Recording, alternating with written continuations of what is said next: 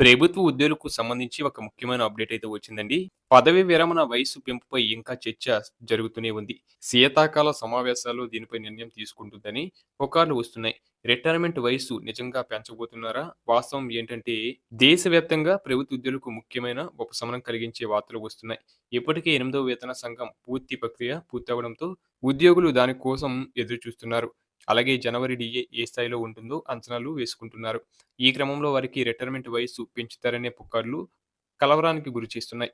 ఇక పదవి విరమణ వయస్సును 60-62 సంవత్సరాలకు పెంచాలని కేంద్ర ప్రభుత్వం తీవ్రంగా పరిశీలిస్తుందని సమాచారం. ఈ ప్రతిపాదన అమల్లోకి వస్తే మాత్రం లక్షలాది మంది ప్రభుత్వ ఉద్యోగులకు అదనంగా 2 సంవత్సరాలు సర్వీసు ఉంటుంది. ఇప్పటికే రిటైర్మెంట్‌పై ప్లాన్ చేసుకున్న వారికి తీవ్ర ఇబ్బందులు ఎదురవుతాయి. పదవి విరమణ వయస్సు పెంచవద్దని ప్రభుత్వ ఉద్యోగ వర్గాల నుంచి వస్తున్న డిమాండు ఎన్నాళ్ళు ఉద్యోగ బాధ్యతలు చేసినా తమకు మరో 2 ఏళ్లు చేయడం కష్టంగా భావిస్తున్నారు. మరికొందరు ఇప్పటికే అనారోగ్యం, ఇతర సమస్యలతో ఇబ్బంది పడుతున్న సమయంలో రిటైర్మెంట్ వయస్సు పెంచొద్దని విజ్ఞప్తి చేస్తున్నారు. అలాగే రిటైర్మెంట్ వయస్సు పెంచితే కొన్ని ప్రయోజనాలు ఉద్యోగులకు కూడా ఉన్నాయి. అవి ఏంటంటే మరి కొన్నాళ్ళు ఉద్యోగంలో ఉండటంతో పాటు మెరుగైన పెన్షన్, ఎక్కువ ఆర్థిక ప్రయోజనాలు లభిస్తాయి. ఇంకొన్నాళ్ళు అధికారిగా చలామణి కావచ్చు.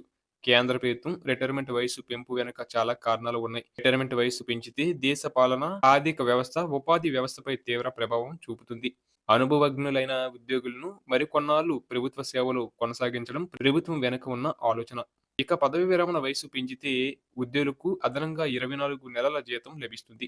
దీంతో ఉద్యోగులు తమ ఆర్థిక బాధ్యతలను మెరుగ్గా నెరవేర్చుకోవచ్చు. అదనంగా సర్వీసు పెరగడంతో నెలవారీ పెన్షన్, పదవి విరమణ ప్రయోజనాలు భారీగా లభిస్తాయి. రిటైర్మెంట్ వయస్సు పెంచితే యువతకు ఉద్యోగ అవకాశాలు లభించకపోవచ్చు. పదవి విరమణ వయస్సు పెంచితే కొత్త నియామకాలు ఆగిపోయే అవకాశం ఉందని యువత ఆందోళన చెందుతుంది.